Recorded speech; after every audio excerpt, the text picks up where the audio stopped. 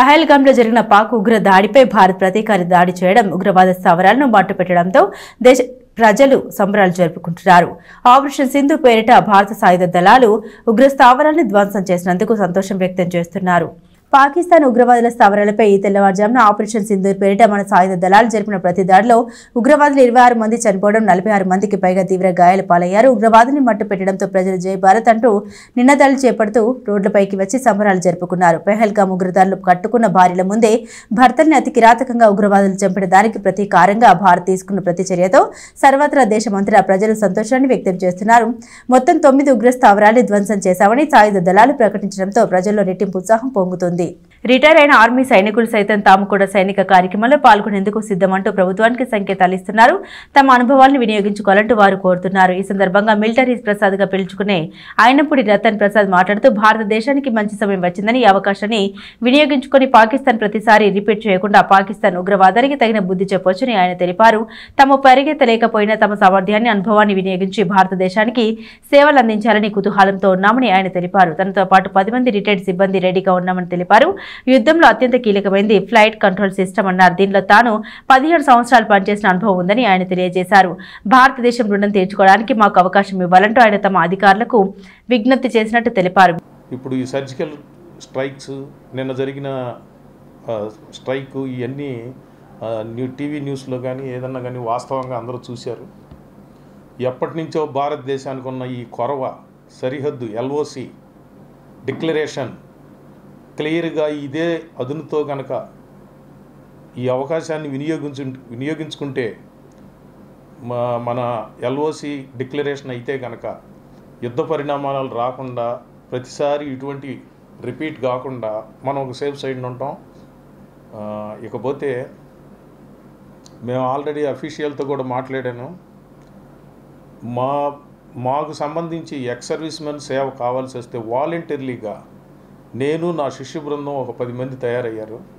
మా మదర్ యూనిట్కి వెళ్ళడానికి మేము రెడీగా ఉన్నాం. వాళ్ళ ఫోన్ ఎప్పుడు వస్తే గంటలో బయలుదేరి నేను వెళ్ళిపోవడానికి రెడీగా ఉన్నాం, మా 10 మంది మాతో పాటు. ఎందుకంటే దాంట్లో మా ఎక్స్పీరియన్స్, మేము పరిగెత్తలేకపోయినా, ఆ రోజు చేసినట్టు ఈరోజు చేయలేకపోయినా, మేము ఉండే ఏరియాలో ఆ కంట్రోల్ అనేదే పెద్ద కీలక సమస్య. ఆ కంట్రోల్ చేయడానికి మాకున్న ఇంతకుముందు ఉన్న ఎక్స్పీరియన్స్, మా ఎక్సర్వీస్మెన్కి ఉన్న ఎక్స్పీరియన్స్ని మాకున్న కుర్రాళ్ళకి కొంచెం మంచి ప్రోత్సాహం ఇవ్వడానికి. బీజేపీ సీనియర్ నాయకులు అడప సంపత్ రాయుడు మాట్లాడుతూ పాక్ ఆక్రమిత ప్రాంతంలో ఉన్న ఉగ్రవాదుల్ని మట్టుబెట్టే దానిలో భారత సాయుధ దళాలు చేపట్టిన చర్య హర్షణీయమని తెలిపారు. ప్రపంచంలో అత్యంత ప్రమాదకర ఉగ్రవాదాన్ని పోషిస్తున్న పాకిస్తాన్కి చర్య ఒక కనువిప్పు లాంటిదని ఆయన పేర్కొన్నారు. ఉగ్రవాదాన్ని నిర్మూలించేంత వరకు భారత్ ఉపేక్షించబోదని అడప సంపత్ రాయుడు పేర్కొన్నారు. భారతదేశం జనాభా అంతా దిగ్భ్రాంతికి లోనైన 22వ తారీఖు జరిగిన సంఘటనకి రాత్రి 1:44 భారత సైన్యం పాక్ ఆక్రమిత ప్రాంతంలో ఉన్న 9 ఉగ్రవాద శిబిరాలని ధ్వంసం చేయటం, దానిలో ఉన్న ఉగ్రవాదులందరూ కూడా హతం కావటం, భారత్ తన అడుగులు ఎలా వేస్తుందో అన్నది స్పష్టంగా తెలుస్తుంది. భారత్ ఎప్పుడూ కూడా కయ్యానికి సిద్ధంగా లేదు. కానీ ఏదైనా చర్య చేస్తే ప్రతి చర్య చాలా తీవ్రంగా ఉంటుంది అని తెలియజేయడానికి ఈ చర్య.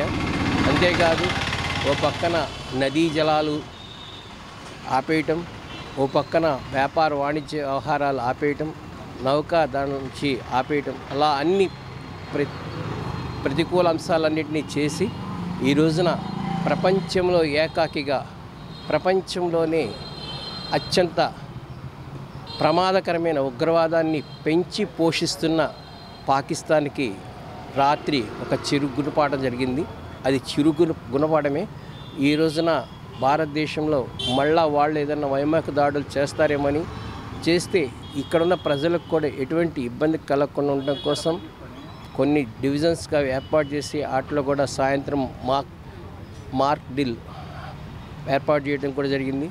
ఎందుకంటే చర్యకు వాళ్ళు మళ్ళా కుట్రపూరితమైన చర్య చేయడానికి అవకాశం ఉంటుంది. కాబట్టి భారత ప్రజలందరూ కూడా ఈ విషయంలో జాగ్రత్తగా ఉండాలని, భారత ప్రభుత్వానికి, మన యొక్క మిలిటరీకి సంపూర్ణ సహకారం అందించే విధంగా ఉండాలి. కానీ భారతదేశానికి వ్యతిరేక శక్తులకి మద్దతిచ్చే విధంగా కాకుండా అలా మద్దతిచ్చే వ్యక్తులను కూడా మనం ఉగ్రవాదులుగానే భావిద్దాం. ఎందుకంటే ఉగ్రవాదం లేని ప్రపంచం చూడాలంటే అది ఒక భారత్కే అవకాశం ఉంది. కాబట్టి ఏ దేశమైనా కూడా వ్యాపార బంధాల కోసం, వాళ్ళ వాణిజ్యాల కోసం, వాళ్ళ ఆయుధాలు అమ్ముకోవడం కోసం ఉగ్రవాదాన్ని మద్దతిస్తున్నాయి. కానీ భారతదేశం ఎట్టి పరిస్థితుల్లో కూడా ఉగ్రవాదాన్ని ఉండనివ్వదు. దానికోసమే సింధూర ఆపరేషన్ చేయడం చాలా సంతోషదాయకం. ఇలా ఆపరేషన్స్ ఇంకా జరగాలని, ఉగ్రవాదం సమూలంగా నాశనం కావాలని యావత్ భారత ప్రజలు కోరుకుంటున్నారు. అలా జరిగిన రోజున చాలా సంతోషంగా ఉంటుంది. ఎందుకంటే ఇలాంటి ఉగ్రవాద చర్యల మూలంగా దేశమే కాదు ప్రపంచం మొత్తం కూడా అశాంతి లోనవుతుంది. కాబట్టి అమాయక ప్రజలు 26 మందిని చంపిన ఆ ముష్కరులకి ఈ రోజున తగిన శాస్తి కొద్దిపాత్రమే జరిగిందని ప్రజలు భావిస్తున్నారు.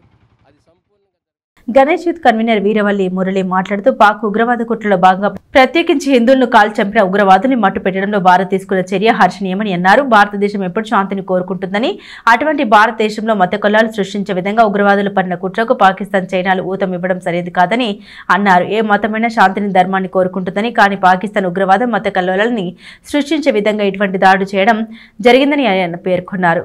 దీనికి ప్రతీకార చర్యగా భారత సాయుధ దళాలు చేపట్టిన ఆపరేషన్ సింధూర పట్ల యావత్ దేశ ప్రజలు సంతోషం వ్యక్తం చేస్తున్నారని వీరవల్లి మురళి తెలిపారు.